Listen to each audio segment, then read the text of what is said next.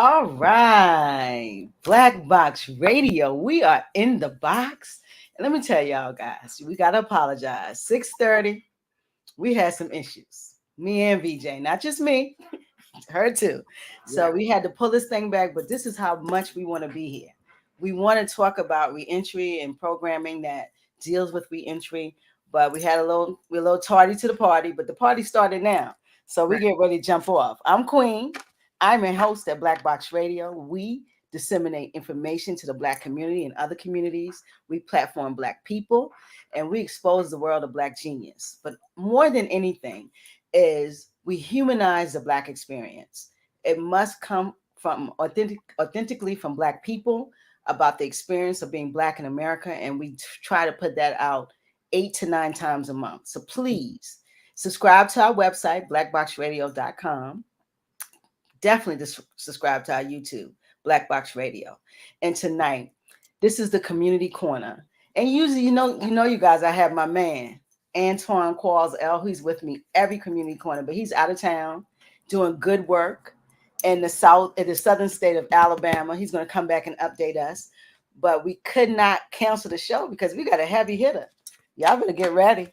I just want you to know, get ready. We got a heavy hitter. We got Veronica Jackson. Say hi to the people, Veronica.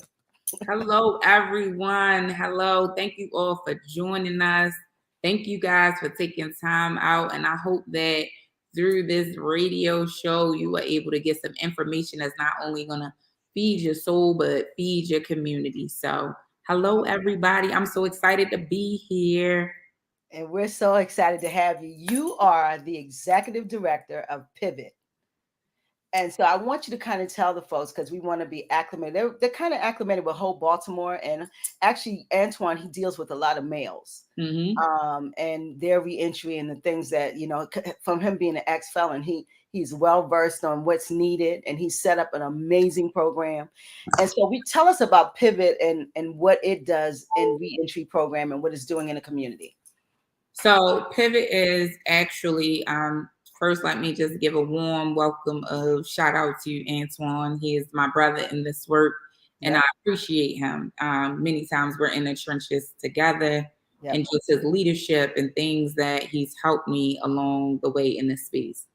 But Pivot is actually a women's only workforce reentry program. So we only service women who are justice impacted, whether that woman is coming home from prison, that woman has a criminal record, or if that woman is currently on home detention facing charges or has pending charges for court. We service all three areas of justice impacted women. Okay, wow. So the first you said what's one? You said it's three things. Say it again. So if they are a returning citizen, meaning they are freshly released, they're coming home on their way home. They have a criminal record, right? So sometimes you could have been home for years, 10, 15, 20 years. We still know the impact that oftentimes, especially if you are a felon, right? Yes. Impact of having that charge and how it impacts your ability to move throughout life and employment. And we also service women who have pending charges. So you could have gotten into something in June, right? And now you got to go to court in October.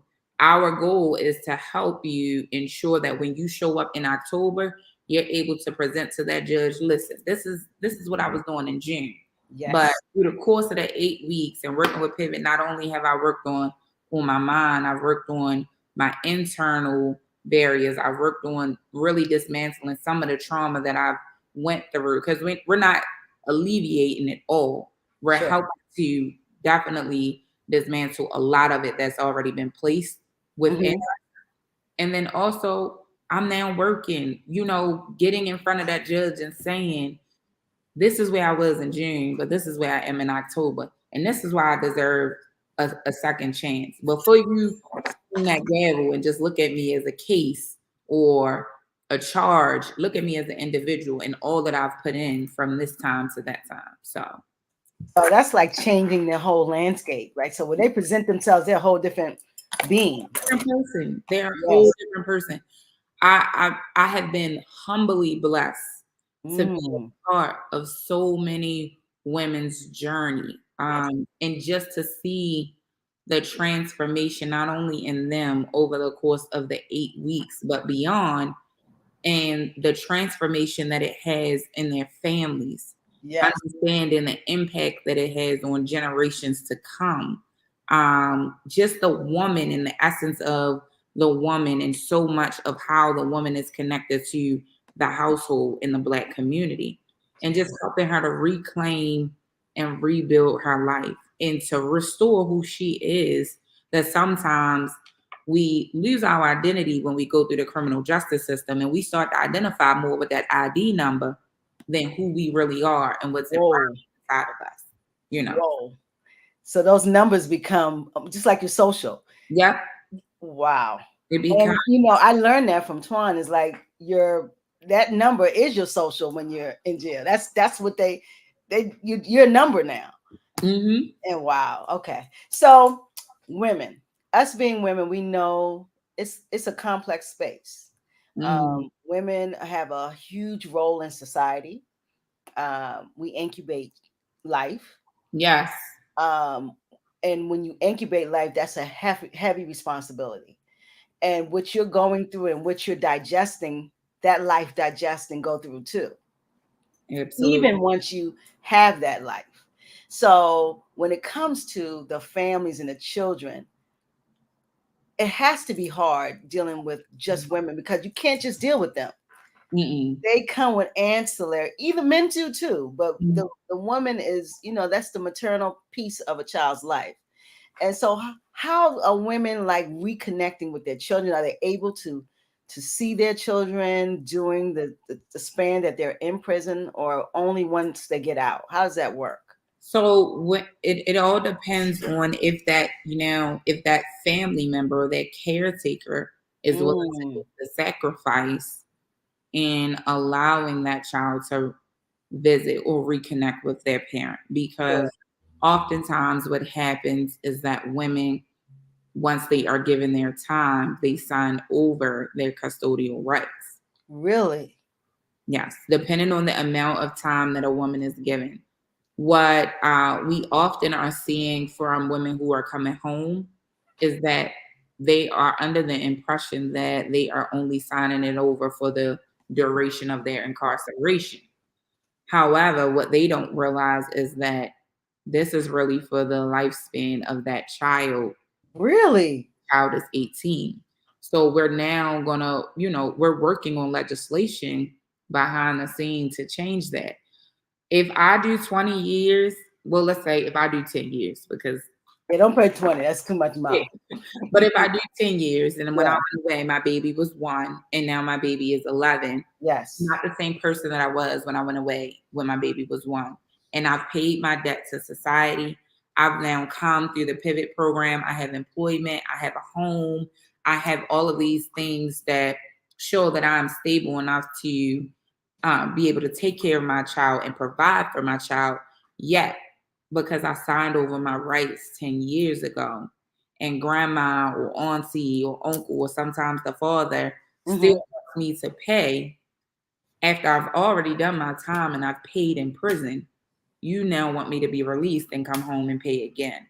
And so I'm not able to get the visitation with my child. I'm not able to regain custody of my child. And oftentimes the children want that with their parents. And it's the other custodial parent that's standing in the way, or the guardian that's standing in the way. Exactly. And so we really have to advocate around creating some legislation that's going to change that, right? Because we can't restore families and heal homes and generations if we're continuing to be a part of the system that's keeping the wedge, right? Mm-hmm. And there are great programs like Baltimore Mediation, shout out to them. Mm-hmm. I do know that a woman is being released, trying to ensure that that woman has mediation with the custodial parent so we can try to at least all get on one accord that's going to be in the best Sure. interest of the child, right? Yes. Yes. But I'm just going to keep it real. Sometimes it's the hurt, the pain, the ego Yeah. that other parent. And that ego is what stands in the way of really seeing the needs of the child out front and in the forefront. And that's what stops the process. You know what, Veronica? I want to say something because, we live in a society, right? Mm-hmm. This is a society, this is a civilization that we're living in. And the justice system is set up. When this world began, there was no prison system, there was no DCPS, none of this stuff that we're now having to deal with. You get what I'm saying? So Absolutely. if you intentionally set up a system that causes dissension in families once a person makes a mistake, then what do you are as a nation? Right. We got to look at ourselves. And then Mm-hmm. who set these rules up? Are they being are the people who set it up? Are they being intentionally? Is this happening in their families? Is this happening in their communities?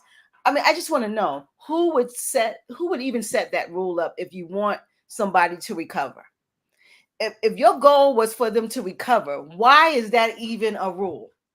Why would you not let the child be free to be with its parent after they've been in prison out of the child's life? Why do you have to now fight to be in your child's life? Who does that?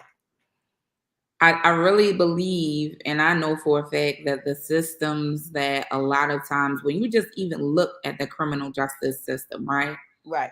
It's a male judiciary system. Men have it tough, but trust and believe women have it so much tougher because it's a system that says, I've had judges stand up in court and say, you shouldn't even be in prison. You should be home cooking and cleaning and taking care of your kids. So that's a system that doesn't even give women any type of support or resources, nor does it really want a woman to be successful in the system because the stigma is she shouldn't even be in the system anyway. And that's just the truth of the matter associated with this male dominated judiciary system, right? Right. When a woman is released with little to nothing and expected to figure it out. Like, okay, you a woman. More importantly, if you are a black woman, Mm. you are definitely expected to figure out what the resources are and figure out how to make things happen for yourself. You're given very little to no supports. And so Wow. now you see we're in this space of reentry, reentry, reentry. But Yes. even in making sure we are returning people appropriately, we got to make sure that as people are returning, we're not re-traumatizing them just like the system they just left, right? And for women, the amount of trauma that they go through just trying to reclaim their lives and reincorporate themselves into their children's lives, man, Mhm. it's excruciating. I mean, I can tell you firsthand the pain. I can tell you firsthand the struggle. I can tell you firsthand the number of obstacles, especially when it's women that's now like, I'm making $40,000 a year. I have a vehicle, I have a place, I have checked every box that this system has said that I needed to. And the judge still bangs that gavel and says, well, custody was awarded to Auntie such and such back in 2009, and that custody order remains. Yes. You Yeah. know, And so then when we see out in our communities, we see for all of us, all of those who are joining us tonight, understand that women is currently the fastest growing prison population. population. Okay. Yes. Mhm. So let's just take that and examine that portion of it. Mhm. And we see the children and the offspring of these women out in the community. And we're like, oh, little such and such is doing this, or he's into that, or this, that, and the third. We're not looking at the entire circle in which that child is engaged in. Those Yes. being stripped of his mother, wanting to see his mother. Who's gonna make sure he gets on the call or get down to MCIW and Jessup? that has to be the decision of the other parent. Yes. So, or whomever the child is left in custody of, that is a void. That is a whole nother system of trauma for that child. And then we see that behavior play out in our communities. We see it Yes. play out in our schools. We see it play out in our neighborhoods. And then all we can say is, we don't understand. He have a good grandmother and this, that, and the third. But let's look at the full circle, the full spectrum of what's really going on in that child's life. I have more young women coming home from prison that's done 3 to 5 year sentences, Mm-hmm. and their kids are like 7, 12, 9. And we wonder why we're seeing so many things in our community. But just a little visit, if grandma, if dad, if auntie, if the social worker, if the foster care system, you know, would allow that child just that time with their parent, Mm-hmm. what difference that would make. But for women who are returning citizens, man, listen, it's a whole different gamut of issues that males don't. I'm not saying, I'm not taking It's, anything away from my it's brother. no comparison, but we're just saying It's yes. it's a whole different ball game, and understanding the impact that it's having on our community, on our babies, on our society, and how we all have to do our part to dismantle these systems, because the systems is what got us here, right? Systems that weren't designed for us, to keep us enslaved. Mm-hmm. Even when we are released, we're still enslaved. Whether it's through restitution, whether it's through court orders, whether it's through these ridiculous amounts of probation and parole, whether it's through home detention and post incarceration. You want me to pay $200 a week for home detention and I'm not working, and if I don't pay it, I'm going back to prison. Who does that? That's what I'm saying, sis. If we really want a society where people can be successful, why do we have rules where people, and you know they're going to fail? You get out of jail and you tell somebody to get out of jail and immediately pay for home detention. How does Mhm. that work? You're not working and you have a background issue. So I look at the system as it is the most unjust part of everything. Yeah. And then they want to call it justice, but really it is the most unjust because it has no seemingly it's not responsible for the trauma that it's bringing to families, to community, to anything. And people, I hear people all the time say, oh, them children, they don't want to behave. Them children, they don't want nothing out of life. But look at their life. Yeah. Look at what they're going through. It's Mhm. hard to even understand that a system that wants you to be successful set up so many barriers to success. And I think, in especially in our state and in Baltimore City, Mm-hmm. we have enough resources between all of us to really come together to dismantle a lot of the systems. What Yes. it takes consistency, Yes. tired consistency. I mean, you're gonna get tired. You are gonna feel like some days I just don't have anything else left to give because it's so exhausting. But we can't give up, because initially we're saying, listen, we recognize that it's a problem. Along the way, we get tired and then we say, I'm going to leave it to somebody else to fix the problem. It's not somebody else, it's you. It's you. You Yeah. have to find the strength. And what I oftentimes tell the ladies is, I know that you're tired. I know that you're tired, but understand your ancestors was tired too. You Your better speak. ancestors, your ancestors was tired too. You better speak. And so you sometimes got to channel that inner strength of your ancestors and understand you got to push through. We got to push through. And that's why it really takes working with our political leaders, working with our current criminal justice system, working with our state legislators. We all have to push the envelope to say, this is not cool.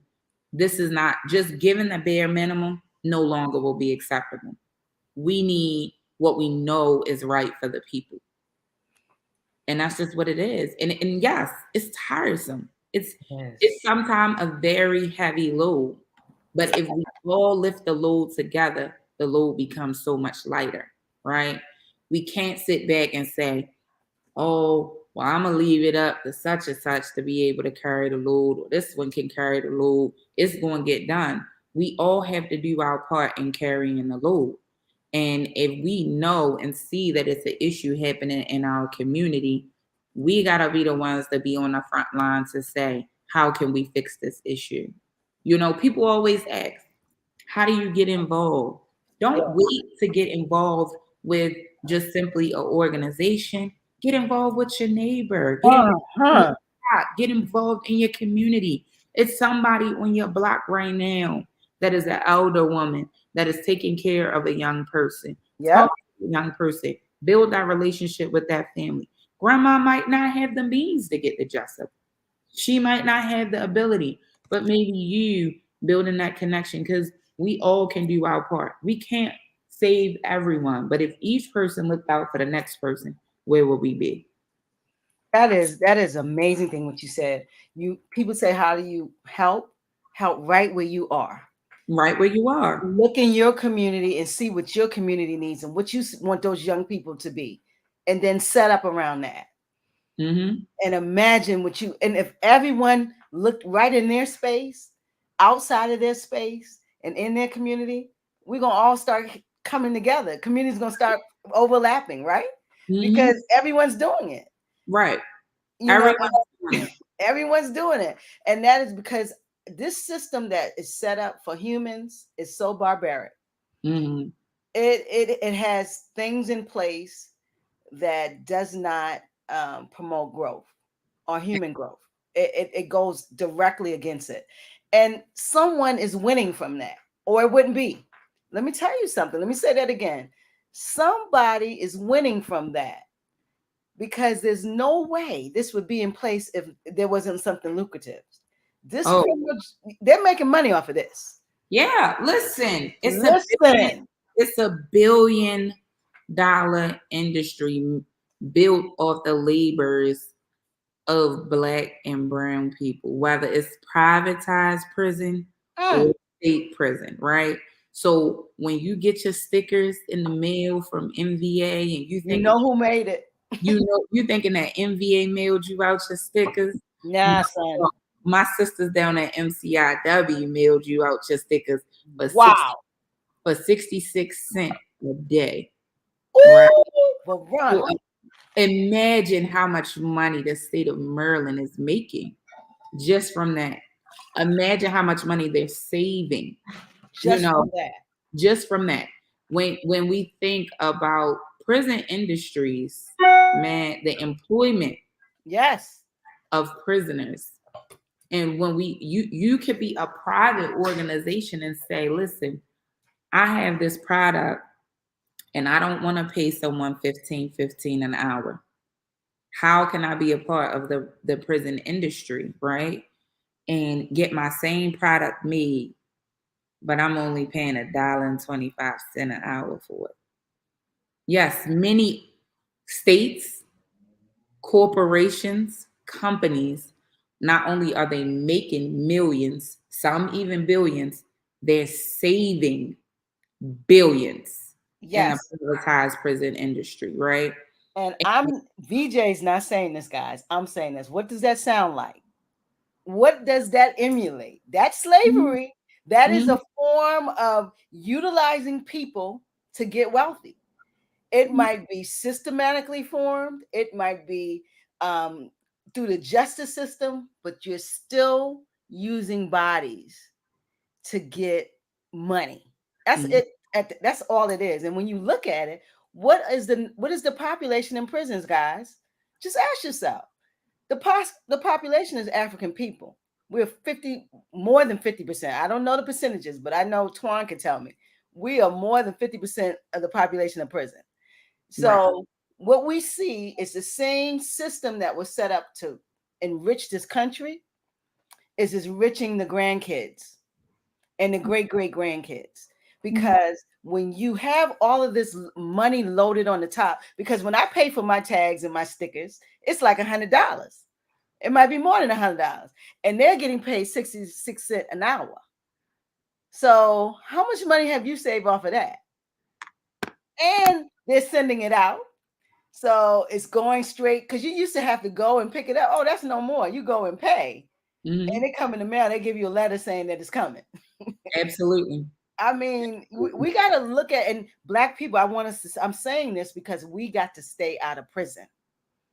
That's just it. I know it's a problem. I know it's hard, but we cannot fall into this trap because people are utilizing our bodies, our minds, our labor for the betterment of themselves. Am I right, BJ? I do believe it. And I think one of the things we have to look at too is even in situations where you're just saying we have to stay out of prison, Stay out of are we prison. utilizing the tools and the resources that's right here in front of us? Because what we are able to see is just Yes. generations of generations Yes. following, pipeline. You see, there is one participant in my program. She's coming home off a 22-year sentence, right? 22 20, years in 23, prison? 23 years in prison, right? And then she wants me to talk with her daughter who will be coming out for parole in 2 years. And then her granddaughter Oh, come is on. in the juvenile system, right? So understanding that we got to break these generational curses, man. And it's really about changing the mindset of how we view ourselves, right? Because if I care about me, Hmm.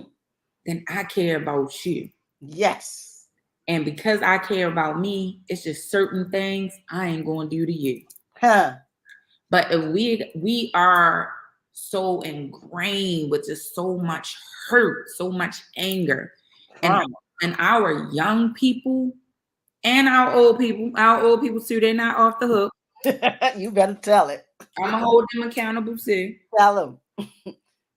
The ability to really to communicate and articulate our thoughts and our Yes. feelings without being explosive, without Yes. being volatile, is what really getting to the bottom of it. It's the thing that I always say to my daughter is you're angry. That's the feeling that you are displaying is your anger. But what's the real internal feeling? Let's talk about that. Because Mm. anger is what you're showing me outwardly. Yeah, that's the outcome. Yes, that's the outcome. You want the income. What's going on internally that Yes. outwardly showing me this anger? Because that's what we need to deal with. That's how we get to the root of, because when you leave out of here, I don't want you leaving the same way you came in. Understanding that if we don't equip our babies and our old people to really address how to effectively communicate what's going on with our thoughts, our minds, our emotions, how can we effectively love other people in our community? How can we care about where we stand, how we treat others, if we don't even know what's going on with us internally? Wow. We got to get to the root of it. When women come through Pivot, it's not getting you a job. Listen, we got all the hookups in the city. I ain't gonna even, and I'm not boasting, I'm being honest. That's the easy part. That's the easy part. That we Easy not part. worried about that, right? The Wow. reality of it is when that woman comes in the door from day one, we're Uh-huh. working on equipping that woman to deal with that woman, the good, the Mm. bad, the ugly, right? Right. Because once you're able to deal with that and equipping her with the skills to understand how to communicate, how to address your anger, what's really happening when you angry, what's happening, what's really Yes. happening, right? Right. Then that woman is able to move about and really present herself as the very best version of herself. Not Mm. what society labeled her as, not what her ID says she should be, not what her family thinks of her, but Yep. the very best version of herself in that time, in that moment, and where she stands in her life. And that's a lot of work that we do over the course of the 8 weeks. Yeah, we do the workforce stuff, and I'm not trying to minimize it or downplay it, Sure. but understand that a lot of the work that we do is about peeling back them layers and digging deep. And when you see women come in a program and they say all the time, Miss V, nobody never taught me how to communicate, man. Nobody ever taught me about a rock star and the ego. Really? And that's what I tell them. And nobody taught me either. So we all gonna be in this space because what I've have grown to learn, I'm gonna share it with my sisters. Yep. Because that's on the other side, we talk about freedom, right? But on the other side of that is joy. Joy. It's joy. It's Yes. happiness.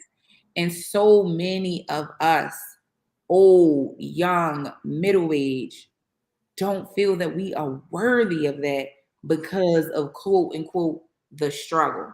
Yeah. Because we came up in a struggle. That's Yeah. You can come up in a struggle and you are still worthy of joy. You're still worthy of peace. You're still worthy of happiness. I don't care what your struggle was. I don't care what your crime was, what your background was, what your education level is. When I present to the ladies, I'm present the same way that I'm talking to you. I don't get up there and talk about degrees. I don't care. One of the very first questions they asked me is, "You never been incarcerated?" I said, "Nope. I never been incarcerated. I worked 10 years in the prison system." I said, and my grandmother's door been kicked in more times than I could know of for people in my family that the police had warrants for. I've had cousins, I've had siblings do time, whether it was federal time, state time.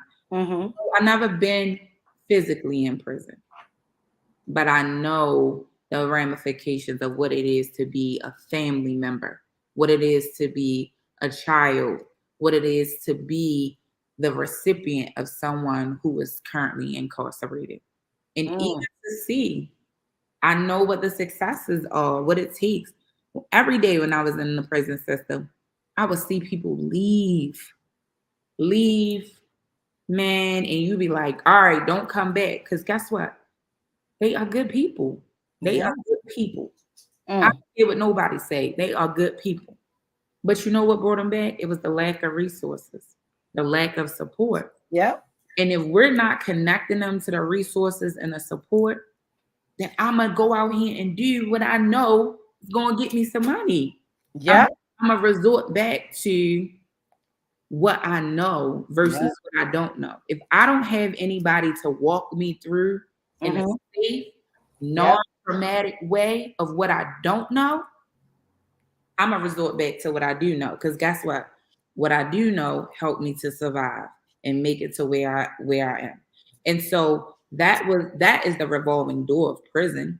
I remember just being in prison saying, I can't keep working here. I just had the conversation with myself, like, this is a system. They don't give a damn if people leave and be successful because they wanted them to come back. Because that's what that meant for us. That meant more overtime. Absolutely. That meant more labor that the state was getting. That's it. That meant so much more things financially, right? So why would a system designed to imprison people Now free you. And Or then assist you in freedom. really A give you billion-dollar industry that makes money off of oppressiveness or oppressive behavior has to continue to oppress so it can have you come back and continue the flow of money. So listen, we got to find a way to stay and keep our young people out of prison because it's set up. Once you step your toes in, you might never get your foot again. That literally, that's how it's set up. This, and we're not here to talk about the justice system, but we have to first kind of lay the groundwork. Like, Pivot is a great program, but if we were to do some real work, there wouldn't be no work for Pivot. Unfortunately, you understand what I'm saying? We have to do the work. This reentry, like you told me today when we spoke earlier, you said that you guys are doing 4 cohorts a year, right? Did you tell me that? That's Full courts. of 10 of 20 women. How many? 15 women. 15 women, 60 women a year. 60 women, 60 lives, maybe 60, 70, 80 children you don't know, because women can have multiple children. Generations are being affected by the maternal piece, Mm-hmm. the nurturer going away. And like she said, someone went away for 23 years, a woman. Her daughter's in prison, the granddaughter's in prison. And I promise you, if you don't get a hold of that family, the great grand will be in prison. Mm-hmm. Because that is the behavior. Mm-hmm. Do you get what I'm saying, sis? That Yeah, is I, that is I totally that is the agree. curse. It's just really sad to hear. I It's totally agree. And understanding too, the biggest number it's in 2023, mm-hmm. returning to the state of Maryland, over 1,000 women will be released Wow. in Okay. 2023. Now, not all women come back to Baltimore City Sure. because we only have one women's facility. Women can go to Hagerstown, they can go to Frederick, Salisbury County, wherever they may have. Um, but understanding that's 1,000 women, and not all of the women are gonna have children, but 80% of them are Gonna have returning back home to their children, right? If we're not doing the work to prevent that woman from even getting to prison,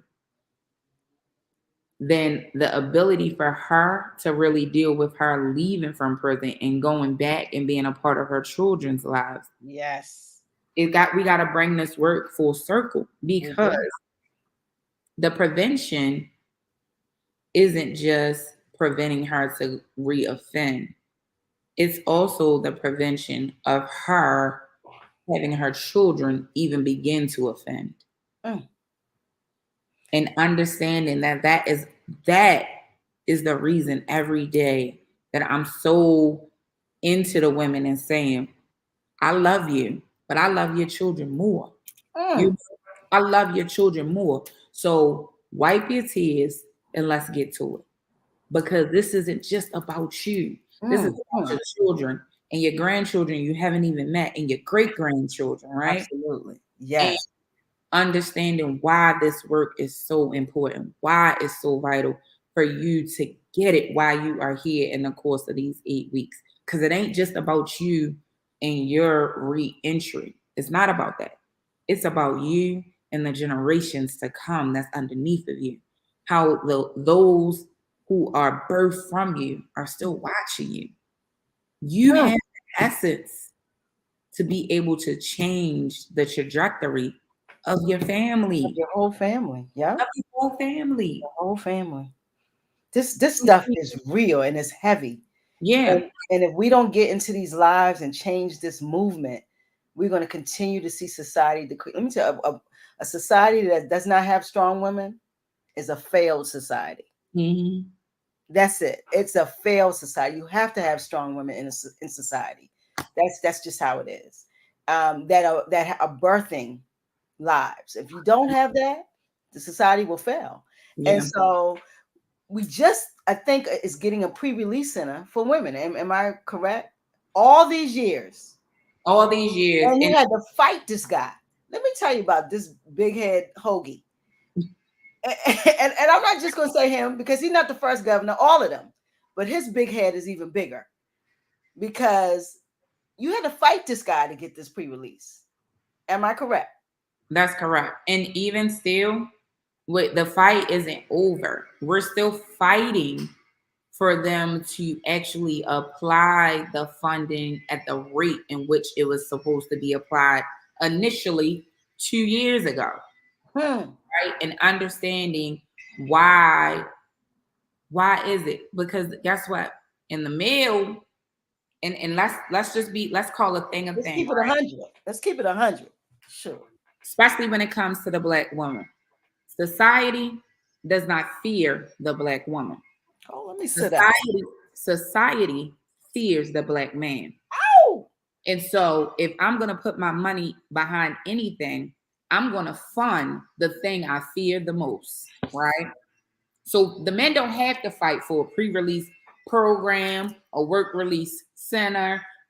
Let's pour all this money into black men. Because Lord, I don't want them out here robbing us. I don't want them out here sticking us up. I don't want them out here committing all these acts of crime. Oh, we Mm. ain't worried about the black woman. We ain't worried about that. And she can recover. We done seen her recover everything. She Yeah, good. she gonna figure it out. But the pre-release center, why for the women do we have to fight so hard tooth and nail? Let it have been a male pre-release center. It would have been erected already. What you talking about? Absolutely. And I'm just saying that from the space of being a black woman. I Mm-hmm. understand how society works, where even in the workplace, I share this with the women all the time. Understand, I don't know what it's like to be a black man. I love a black man. I listen to a black man. I support a black man All day. always, right? All day. But their experiences are not my experiences. And it wasn't until I had did a study while I was in undergrad with one of my BSW classmates. Mm-hmm. And it was only me and him going up for this job. And he was like, yo, let me tell you as a black man, he was like, I'm less, he was like, I am more of a threat to them in the workplace than you. They don't fear you, they fear me. So let's see how it goes. We had the exact same high school experience. We had the exact same college experience. We looked absolutely the same. We prepped for interviews the same. All of it was the same. Which candidate do you think they picked? That black woman. Absolutely. Absolutely. And I just say that to say this is also the fight that we're fighting years later to get funding for the pre-release center to be released. Funding that was already mandated. Yeah, That already mandated. shovel should have already broken ground, right? Mm-hmm. And we still fighting. Still fighting. Because It's really unfortunate. And so we're just getting not say just getting because we haven't gotten it yet. it, And, no, and the red state is still very red. no, So we have not gotten it yet. And all these, and then and what she said earlier, guys, was women are the fastest growing population in prison across this country, not even in Maryland, everywhere. And there should be pre-releases because of the numbers just alone. They know that women are coming out. So where does a woman go when she come out of prison? What does she do if she has no family to sit down with, or if somebody in that house has already been a felon, she can't go there. mm-hmm. All right, so where's she gonna go as a woman? Why don't we coddle our women? I'm baffled.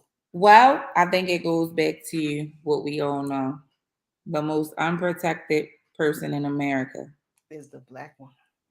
is the black woman. And I'm not being on the soapbox. I'm just giving you the reality of our society. And um not all people are gonna agree, and that's okay. But I'm telling you, from being on the front line, from being in these spaces, this is what, because it wasn't until a few years ago that Caucasian women started getting arrested at higher numbers, Mm-hmm. and that was only with the increase of Drug prescription addiction. drugs and drug Drug addiction, addiction. right? Yep. Mm-hmm. For years, especially if you go outside of Maryland, you go to Texas, you go to California, it's nothing but black and brown women. Beautiful black and brown women In jail. incarcerated, right? And you're asking why we still fighting for pre-release centers for women. The answer is already there. The most unprotected person in America is the black woman. It's the black women. It's And being and people are saying, "Oh, these is two black women." They just listen. We are two black women that's never been incarcerated, and we worked in corporate. We worked around corporate. We worked around other. And let me tell you something. They talk about how black women are protected. Just see us at work and how they come for us, and how we're not even protected in a corporate level. I don't care how educated we are. And so this is something that I see all the time. And then just look in Baltimore. Every black woman that finds power in Baltimore or is powerful, they are being indicted, or they're finding a way to indict them. Is something? Am I lying, or is this? Are we not seeing it? Because I you cannot tell me all black women steal gift cards. Only black women steal gift cards. I mean, I'm just saying that as an example. Only black women move who steal money. Only black women misappropriate funds. Only black women have these issues. What about the other heads of these companies? White women, there's Latino women. You never see anybody in the news but black women. Am I lying, or maybe I'm wrong? I definitely think in Baltimore there is something definitely going on. It's a concerted effort. Yeah, where I don't know if because also I think on the other side of it too, as we were speaking of earlier, is that as black women, we know we're not free to roam about the cabin like everybody else, right? Right. And when we are in certain positions, we have to be our sister's keeper. If you see your sister engaged in something that's not right, or you see her making a decision that you know, yes, Ming Lee, Bobby, Billy, all of those other people can get away with certain things. Beth, Sarah. Yeah, we cannot, and this is just wholeheartedly from the heart. We know that we are not at liberty to do certain things that we see our other white, male, female, or minority counterparts do. Absolutely. And so, as Black women in power in our city, we have to hold, unfortunately, it just is what it is. We have to hold ourselves to a higher standard. I don't care what the code of ethics or this or that says. We, as a woman, as a community, we know we have to hold ourselves to a higher standard. Doing the bare minimum isn't going to be enough for us to survive, because over every hurdle, over every corner, over every window, there is someone scrutinizing our every move. We don't get to roam around the cabin. We're not free to do that, you know? And that's what I think we cannot forget as a people. I don't care how high. Right now, Black women are the most educated group in Yes. our nation, Yep. right? Right. And we know for a fact that no matter how much education we obtain, we will still never have the same liberties as our white counterparts. Yep. With that information, we have a responsibility to ourselves and to our communities to hold ourselves to a higher standard. And that is what I think is also happening here in Baltimore, is that a lot of our leaders get in these spaces and they forget that you have to hold yourself to a higher standard, because the things that your white counterparts can get away with, Mm-hmm. you can't. You can't. You can't. And when you think about it, just look at the release of the previous police commissioner. He was indicted for what? Um, he went to jail, prostitution, Fraud. fraud, Yep. all of those things. Stealing. He comes back out. He's doing well. He's doing well. They even call him to speak about police manners. How Yeah, can you speak about police manners when you went to jail as a top cop? That's right. He's a crazy. consultant for many news stations and Yes. that, right? Yep. Now get Catherine on the line. Hmm.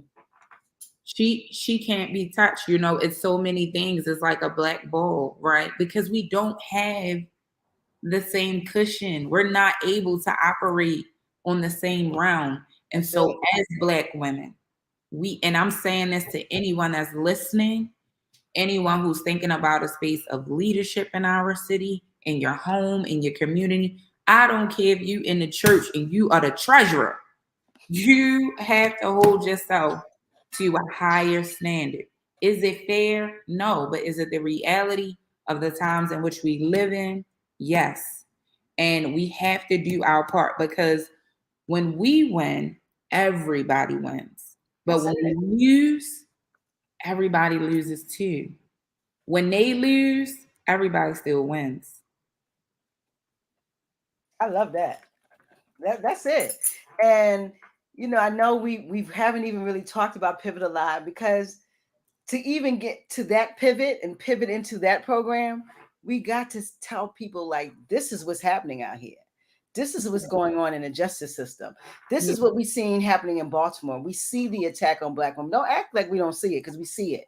We want to make it individual, but it's happening year after year after year.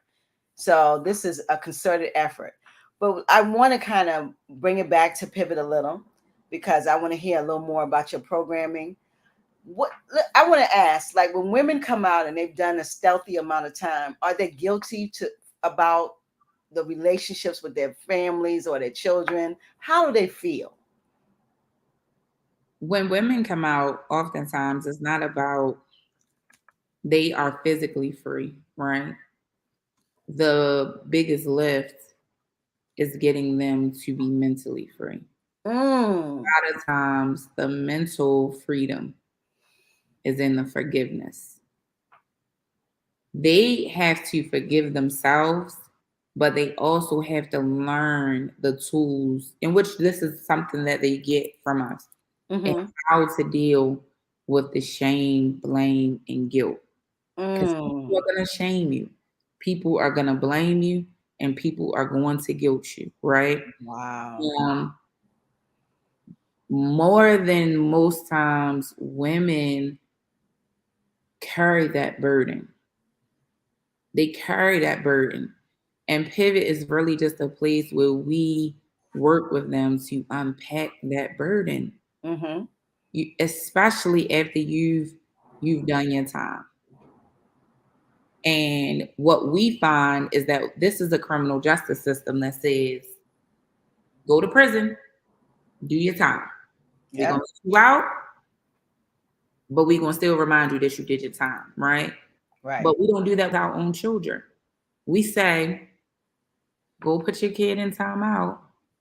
They do their time in timeout. Welcome them back. Give them a hug.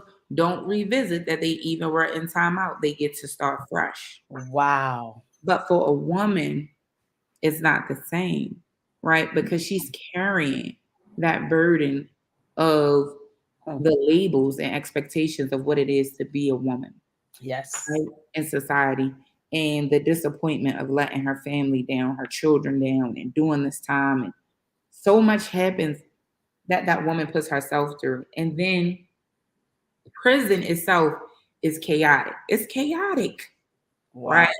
And you have learned to function And chaos. in chaos, right? Mm. I remember when I left and I was like, Mm.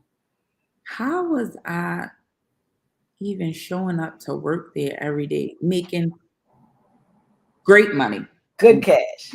good money, right? Right. Very young, right? And then I realized that I had accepted a certain level of dysfunction and learned how to function in a dysfunctional environment. Mm. And I had to unpack that. I had to learn how to operate in a work environment that was not structured. So, but I will say this, I was very grateful that 22 years old, I started in corrections, because then I could work anywhere. I mean, I was just like, You y'all, can handle anything after that. they in here arguing and stuff over who ain't fill up the coffee maker. I worked in a place where you went to work, and if your coworker didn't like you, you might not make it out of work alive. You And they understand? lock you in. How about that? You can't leave. So People often, don't know that you cannot leave. The bars are timed. yeah, Cannot you're, get out. you're doing time just like the You're inmates. doing time just like them. And That so is that's the for system that we live in. that is, and I think for the women that are coming home, it's really about helping them to make that huge transition, Mm-hmm. of working on themselves internally, forgiving yourself. Because sometimes it's just, you can't take it back. You can't. You can. Acceptance, acceptance, accepting the fact that, listen, we got to call a thing a thing. Yeah. I did this because of whatever time, whatever stage I was in at that time, I did what I knew or what I didn't know. And as a result, I committed a crime. Yeah. It's just what it is, right? I Right. can't take that back. I have to forgive myself. I can't keep blaming myself, shaming myself, and I can't allow others to shame, blame, and guilt me, right? And so many of them live in guilt. I mean, Mm. women who, one, don't even know a lot about the criminal justice system, their cases, and just their rights, and so many things. When you look at so many of these cases that resulted in incarceration, really as a result of domestic violence, really as a result of, not having proper representation, Low self-esteem. So low, many.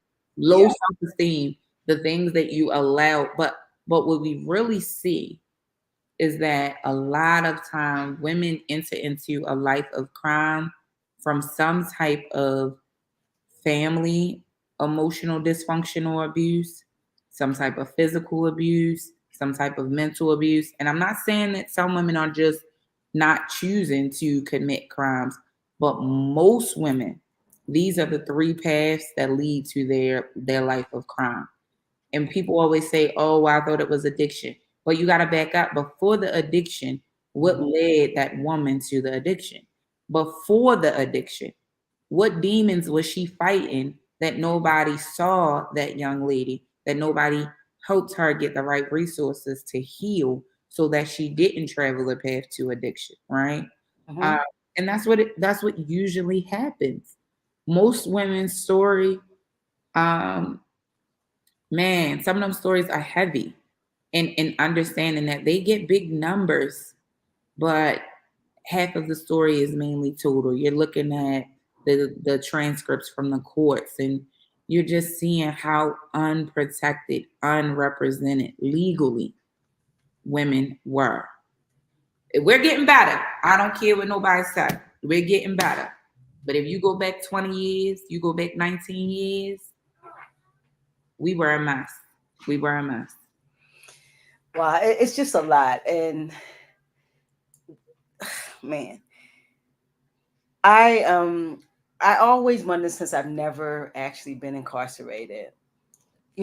How do you feel? What do you think of for 23 years? Just hypothetically, as we talked about, you the person who's in your program. What do you conjure for 23 years? What, sitting in a space? Mm-hmm. What are you doing? Because I look at my life in 23 years. What did I do? What are you conjuring when when you're in jail, or Mm-hmm. you're in prison? That has to be a hard space to be in. I think, and from what I've gathered from the ladies, and what we can do is we can invite some of them to come back, and if you would like to, on Yeah, I would like to hear that from them. yeah, Yes. um, you do one or two things. You do work on yourself internally to keep your mind, or you do absolutely nothing and you let your mind run rapid while you're in prison. Um, and Wow. you have at least done some type of work on themselves while in prison Yes. versus the ones who have done absolutely nothing and they're still that person 20 years ago. So Wow. understanding arrested development and how that really impacts and plays out on an incarcerated individual. So We you're have telling me that people come out after 20 years and they're the same person 20 years ago? They're the same being. mentally, mentally, if you Yes. have not done any work, it's what you call arrested development, right? And Wow. so understanding that arrested development is when you are at a certain stage in your mind mentally and you stop. Something stunts your growth, whatever it may be. Prison Mhm. can stunt your growth, right? It Right. stops you in the tracks. And then you do not put in the work to grow and develop. So you are arrested it's your arrested development. And Wow. you're able to see which individuals are released and they are thriving, and you're able to see which individuals did absolutely no work, and understanding that you have to have the patience to help move that person appropriately without traumatizing them, without re-victimizing them. And it takes a special type of person, but it also takes a level of dedication and patience. Because what we fail to realize is that we think people are released and they should know this and they should know that. Yep. Guess what?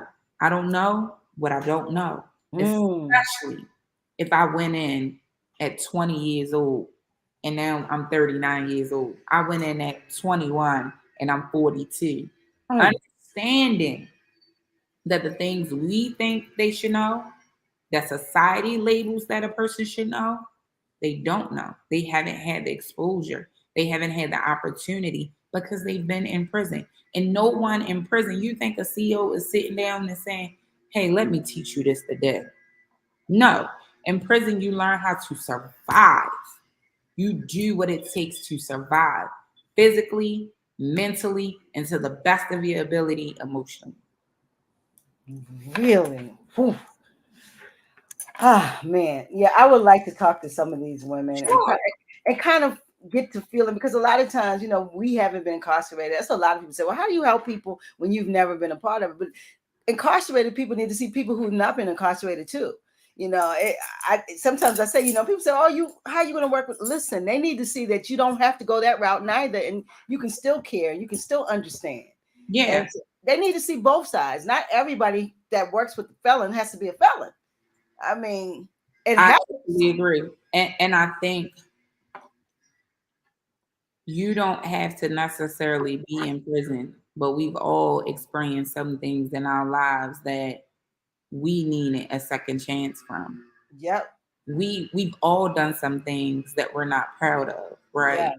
right? And we too could hold ourselves in that mental space of shame, blame, and guilt, Right. right? You don't need the bars or the gavel to put you in prison. You can be walking the streets today, you and I, the next person. So we all have had lived experiences. Yes. Um, and that's what I shared with the ladies. When I show up the first day they meeting me, I'm meeting them. I don't have on no suit. No, I don't What do you it. got on? What you got Listen, on? I got on some J's, some jeans, a hoodie. I look like their neighbor and a person that they can relate to. Because Yes. guess what? I'm not going to capture them with my pinstripe suit and my double-breasted this and that. And that's not authentic to a woman who's been incarcerated. She done seen lawyers. She done seen all of these people come in with their soul professional look. That's not going to Yeah. penetrate the Yeah. soul. Because they're gonna be like, are you just coming in for the minute and go to? You know, Yeah, you, yeah, yeah. and so there is a day that I require them to dress professionally, and I dress professionally too. But guess what? That ain't the first day, because you're not building a relationship that's authentic that way. You You have to be relatable. representation matters, Matters. and you Yeah. have to be relatable. I'm not putting on my slippery earls the first day that I'm welcoming a woman into my program, because that woman can't see herself in me dressed like that. She can't. Hmm. That's something. If you think about it, because the people who come in and leave, they're professionally dressed and presenting, and the people who are not professionally dressed and presenting are there all the time. Hmm. So you're relating more with what you see. Yeah. Man, that's amazing. Listen, you are doing amazing work. What you laid down tonight, I'm like, listen, you might be you a preacher. You laid some words on you laid some words on us tonight, BJ. But really, I mean, I appreciate, because you know what I feel from you? I feel that you care. Oh And yeah. a lot of people are executive directors, or they're at the helm of, and they're just there actually, like giving this one a responsibility, giving that one a responsibility, and not really in the trenches doing the work. And you Mm-mm. seem like you got your Timbs in the spot. I'm in the trenches. I'm in the courthouses. I'm in their family houses. I'm gathering you sit here, let's talk about what we're gonna do. Um, because this work matters to me. I think that you gotta really love people, right? You gotta love people. More importantly, when you know that you have been given opportunities to lead, it ain't about delegating. It's about rolling up your sleeves and really having the patience to help people to get where they are operating at their highest level of potential. That's not what Mhm. I define. That's what that woman defines as her highest level. It's not for me to define. And it's not for me to mold. So many of the programs in our city have all of these different guidelines, and they tell the participants what the participants should desire, what they need to make. But that's not how Pivot works. From the day a woman comes in, I say, what do you desire for yourself? Because this work ain't about me, it's about them, right? Mhm. It's about them. And I am just blessed that I am entrusted to do the work and that Yeah. they trust me enough to be a part of their journey. These Yeah. women don't have to let me in. They don't have to be a part of this program. Well, some of them court order, but not most of them, right? But they don't even if you court order, you don't have to open up. No, you You could have come through clothes every day. Yep. every day, right? But you show Right. them. And so I am always feeling like I am the person that's receiving the gift. I'm not giving the gift, I'm receiving it. And that's what allows me to continue to get up every day and to do the work. That's what allows me staff. Shout out to my staff if they are listening. But what we do is so authentic because this is work that we would do whether we get we don't care if we are getting the spotlight or not because we about transforming lives. And Mm. that's the most important thing. If you understand what it means to transform the trajectory of not only one woman's life, but the trajectory of that whole family, that's Yes. what we're committed to. So um, I do care. This works means a lot to me. And it's not anything, I don't do a whole bunch of delegations and all of that because I'm in the trenches with them. What we doing, y'all? Where we at with this? What's going on with this lady? Where we need to show up? Who we Yeah. supporting today? What we need to do? Because it's a we thing. Mhm. We includes me, and we run it as a family. We run it because these women, many of them, we become their support system and their family, and that's not nothing you can play with. This ain't no play game. You Yes. can't This take is live. right. Yeah. This is real life. This is Real life. real Man. life. Real life.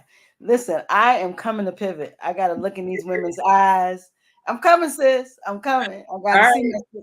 I'm coming to see my sisters. I'm coming to see you and do your thing. I hope I could be there on the first day so I can see you in your. Oh, you won't be in the Slippery Earls. You're gonna be in the Timbs or the Yeah, or the. I am probably, I buy new. I try to make sure I have a nice one day that one of the girls said, Miss J, you got on some dopes. I said, yeah. She was like, you wear dopes? Yeah, don't you? You know, Isn't I, that something? I need So yeah, so listen, but that right there opened her up like, wow. yeah, this is the person that looks like me, understands, and is able to relate. Even if she has not had the same experiences, she's had some tough lived experiences that I might be able to learn from. And that's important for me to just I always wanted to work in a space where I could be my raw, authentic self. I have the degrees, I have the professionalism, and I have all of those different things at the appropriate times. And it Mhm. doesn't mean that I'm not those things because this is how I'm choosing to show up. Sure. Because I still hold them to a certain standard for themselves, not for me, right? But Yes. I do believe that representation and authenticity matters. And Absolutely. people that have been in prison, they spend time watching. Listen, they can see They you from a mile away. Listen, absolutely they know when you're not authentic from the door. You will walk through, they're like, uh-uh. Not Yeah. that one. They know you. And so, For yeah, those many are survival instincts. When you know how to survive, you can see a devil from across the way. You can years. see good because you had to develop that eye, you Yeah, know. I think one of the things that I said in my initial interview when I came was I had asked the board members, I said, have you ever eaten alone? And they were like, what? And I was like, have you ever eaten alone? I said, when you are worried about being shut out of certain rooms and things like that, it's because you've never eaten alone. I've had plenty of days where I had to eat alone. I'm never afraid to eat by myself. Mm, I like that. And then when you can eat alone, not being accepted, not being included, you're able to learn who you truly are. Yeah. And you're not afraid to be who you truly are. I take me everywhere I go. From the time you call my phone, from the time I meet other people, I'm the same person showing up each and every time. That's important in doing this work. It is authenticity. That's authentic. You got to be authentic. You know. Listen, BJ, I am so impressed with the work that Pivot is doing. I really appreciate. Listen, I could talk to you forever. I can't believe we've been on an hour and 11 minutes. It don't even feel like that. And we had the problems before, so we've been together for at least almost 2 hours now, and Yeah, it's been flawless. And that's when Black women come together and we really, really want to do great work. And there's no competition, and we want to hold each other up. It's all love. yeah, It is absolutely all love, and we got to get to this place where we're supporting each other regardless of what we're doing, right. because all of us are taking up space to do greatness because our community has so many gaps, Hmm. and Black women has always been gap fillers. We've always been bridgers, and so I salute what you're doing. Thank I you so I much. can't wait to come to Pivot and meet these ladies, the next cohort, and let's stay linked. This Yeah, work. Antoine is doing the work, you're doing the work, and it's still others who can do it. Still need more work. we did. We We did. need more work because this justice system that we live under is barbaric, it's predatory, and it definitely is. There's no solution. It's not solution based. Right. So we have to be the solutions that they don't offer. Yep. And I believe, and I always state and I share that I believe for us to really get to the finish line of dismantling a lot of these systems, it's going to take the grassroots organizations and the nonprofits to really put in the work. We can't expect the systems to dismantle the systems that they've designed. That makes absolutely no sense, right? Right. We have to show up with a certain level of commitment Yeah. and less ego. Yes. Because when our ego is running the show, Oh, we we're in miss trouble. a mark, Yeah. right? We missing a Trouble. mark. And Yep. so when I say ego, it's not shutting other people out who are trying to do this work. There is no competition in this space when we all are working towards the same goal. Yep. The goal is for the embetterment of our people.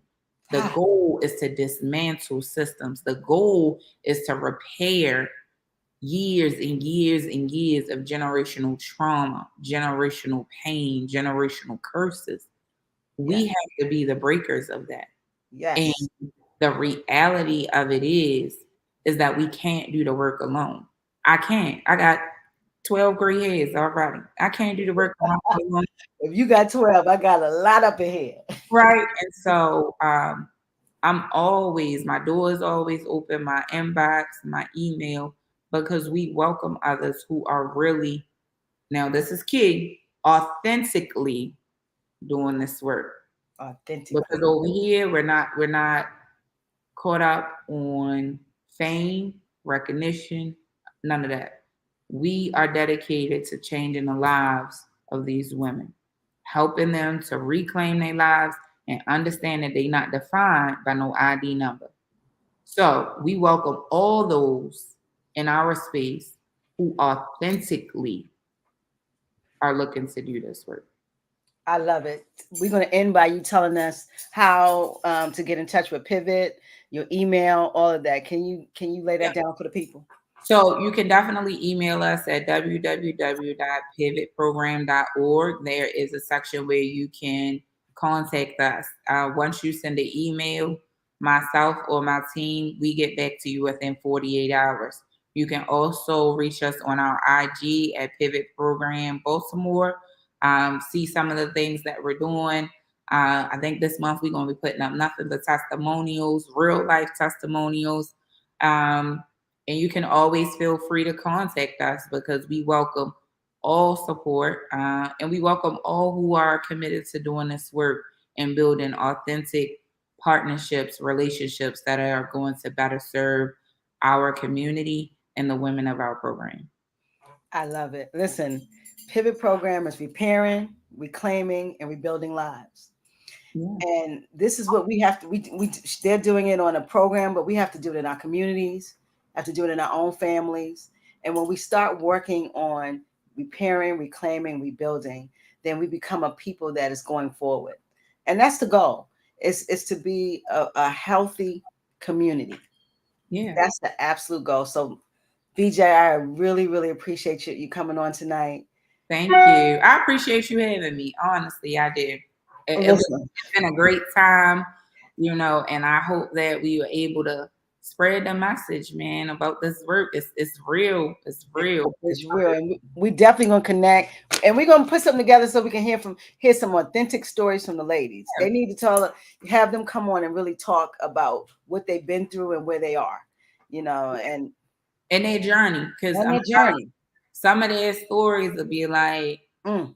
whew. Now, what I will say, you just gotta get yourself together and figure out what's your decompression going to be after the stories because it's heavy.